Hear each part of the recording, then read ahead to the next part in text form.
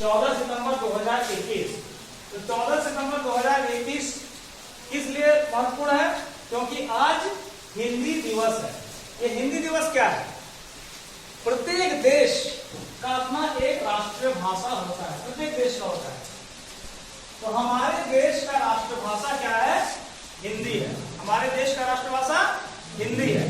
तो जैसे प्रत्येक देश अपने अपने भाषा पर गर्व करता है, हमें भी अपने भाषा पर गर्व करना चाहिए।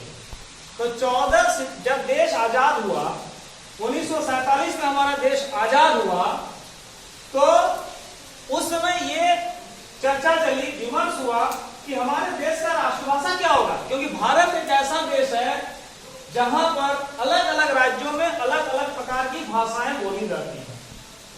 तमिलनाडु में चल जाइए तमिल, कर्नाटक में चल जाइए कन्नड़, आंध्र प्रदेश में चले जाइए तेलुगु, ओडिशा में चले जाइए उड़िया, बंगाल में चले जाइए बंगला, गुजरात में चले जाइए गुजराती, राजस्थान में चले जाइए राजस्थानी। तब इतने सारे अगर भाषा होंगे तो फिर हमारा राष्ट्रभाषा क्या होगा? ये बहुत बड़ा चुनौतीपूर्ण प्रश्न था। देश को अगर हम एक सूत्र में बांधना चाहते हैं, देश को अगर हम एकता की डोर में बांधना चाहते हैं, तो बहुत जरूरी हो जाता है कि जिस प्रकार हमारा एक संविधान है, जिस प्रकार हमारे संविधान का देश का प्रतीक हमारा तिरंगा है, उसी प्रकार हमारे देश का एक भाषा होना चाहिए। और इसलिए हमारे देश में 14 सितंबर 1949 को संविधान सभा 14 सितंबर 1949 को संविधान सभा ने निर्णय लिया कि हिंदी को राष्ट्रभाषा बनाया जाए। 14 सितंबर 1949 को संविधान सभा ने निर्णय लिया। और चूंकि 14 सितंबर 1949 को संविधान सभा ने निर्णय लिया था, इसलिए ही 14 सितंबर को हम लोग हिंदी दिवस मनाते हैं। समझ में आ गया? क्लियर हो गया बात? 1953 निर्णय लिया 1949 में, लेकिन 1953 में पूरे भारत में इस भाषा को आधिकारिक रूप से घोषित कर दिया गया देश का राष्ट्रभाषा। कब? 1953 1953 बात समझ में आ गई? और बहुत पहले 1918 में एक बार गांधी जी ने, महात्मा गांधी बापू ने कहा था हिंदी साहित्य सम्मेलन में कि हिंदी जनमानस की भाषा है, मतलब जन जन की भाषा है। हिंदी साहित्य सम्मेलन में उन्होंने कहा था यह जनमानस की भाषा है। और हमारे संविधान में भी भारत के संविधान में इसके लिए प्रावधान है। संविधान के अध्याय 17 चैप्टर 17 और अनुच्छेद 343(1) में इस चीज का जिक्र है कि संघ की, हमारे देश की संघ की राष्ट्रभाषा हिंदी है और लिपि देवनागरी है। ये हमारे संविधान में ये उल्लेखित है। अब हम ये बताएं कि अगर हम हिंदी साहित्य के इतिहास को देखें तो विभिन्न कालों में इसको हम बांट सकते हैं। विभिन्न कालों में, कालखंडों में, मुख्यतः 4 कालखंडों में इसको हम लोग बांट सकते हैं। हिंदी साहित्य के जो कालखंड है इसको 4 भागों में बांटेंगे। आदिकाल, भक्तिकाल, रीतिकाल और आधुनिक काल। आदिकाल का समय शुरू होता है 1050 से लेकर 1375 ईस्वी तक। भक्तिकाल 1375 से लेकर 1700 ईस्वी तक। रीतिकाल 1700 से लेकर 1900 और आधुनिक काल का समय शुरू होता है 1900 से अब तक। तो मैं ये कहना चाहूंगा कि जिस प्रकार हर देश अपने भाषा पर गर्व करता है, अपने भाषा के लिए गर्व करता है, उसी तरह हमें भी अपने भाषा पर गर्व करना चाहिए। हमें जैसे चाइना चले जाइए, चाइनीज वहां बोला जाता है, जापान में जापानीज बोला जाता है, रसिया इतना बड़ा देश है, महाशक्ति है, रशियन बोला जाता है। लेकिन अंग्रेजों की गुलामी गई नहीं और अंग्रेजों ने इतने वर्षों तक हमारे ऊपर शासन किया, 200 वर्षों तक। तो अंग्रेज चले जाने के बाद भी हम ये सोचते हैं कि अगर हम अंग्रेजी बोल लेंगे तो बहुत संभ्राम है।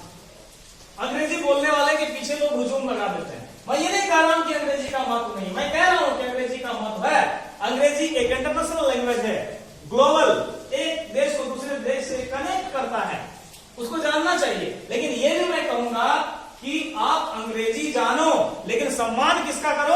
अपने भाषा का, अपने राष्ट्रभाषा का, आप अपने स्थानीय भाषा का, आप अपने क्षेत्रीय भाषा का सम्मान करो। भारत में में जितने प्रकार की भाषाएं बोली जाती हैं सबका सम्मान कीजिए। जितने प्रकार की भाषाएं बोली जाती हैं, आपका जो मातृभाषा उसका भी आप सम्मान कीजिए, बिल्कुल सम्मान करना चाहिए, उसे विलुप्त नहीं होने देना चाहिए, उसका भी प्रचार प्रसार करना चाहिए। लेकिन आफ्टर ऑल पूरे संघ में, पूरे देश में, कश्मीर से लेकर कन्याकुमारी तक और कच्छ की खाड़ी से लेकर बंगाल की खाड़ी तक अगर हमें देश को जोड़ के एकता के सूत्र में पिरो के रखने की जरूरत है तो राष्ट्रभाषा हिंदी का प्रचार प्रसार को महत्व देना ही होगा। हिंदी दिवस जैसे आयोजन करने ही होंगे, इसके महत्व को समझना होगा। और फिर से मैं कहूंगा, अंग्रेजी के पीछे मत भागो, अंग्रेजी जानो। हम लोग भी अंग्रेजी जानते हैं, कहीं भी जाओ, कहीं भी बुलाओ तो अंग्रेजी में मैं किसी भी विषय पर बोलने को तैयार हूं, किसी भी टॉपिक पर डिबेट करने को तैयार हूं। मैं अंग्रेजी बोल सकता हूं, मैं अंग्रेजी लिख सकता हूं, क्योंकि जरूरी है। लेकिन मैं अंग्रेजी जानता हूं, आई नो इंग्लिश, मैं अंग्रेजी जानता हूं, इस बात का मुझे गर्व नहीं है। गर्व इस बात की होनी चाहिए कि हमारे देश में जो है राष्ट्रभाषा उसको मैं जानता हूं, उसके लिए मैं सम्मान करता हूं। देश के सभी चीजों का, चाहे हमारा संविधान हो, चाहे हमारा तिरंगा हो, चाहे राष्ट्र प्रतीक की चीज हो, चाहे हमारा देश की जो धरोहर है उसकी बात हो, चाहे हमारा देश का जो इतिहास हो, जो अच्छी चीज है उसको हमें जानने की जरूरत है, उसमें हमें गर्व करने की जरूरत है। तो इस प्रकार 14 सितंबर को प्रत्येक वर्ष हम लोग हिंदी दिवस मनाते हैं। और एक बात मैं बता दूं कि हिंदी भले ही बहुत कम देश में बोली जाती हो, लेकिन पूरे दुनिया में आज भी हिंदी एक ऐसी भाषा है जिसे बोलने वाले 61.5 करोड़ लोग आज भी हिंदी बोलते हैं। पूरी दुनिया में हिंदी तीसरी सबसे बोली जाने वाली भाषा है। पूरी दुनिया में हिंदी तीसरी सबसे बोली जाने वाली भाषा है।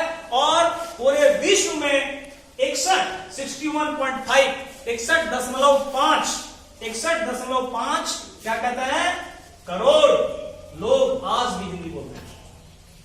मत समझिए हिंदी को कम, हिंदी बोलने वाले पूरे विश्व में तीसरे नंबर पर आते हैं। पूरी दुनिया में हिंदी कहीं ना कहीं बोली जाती है।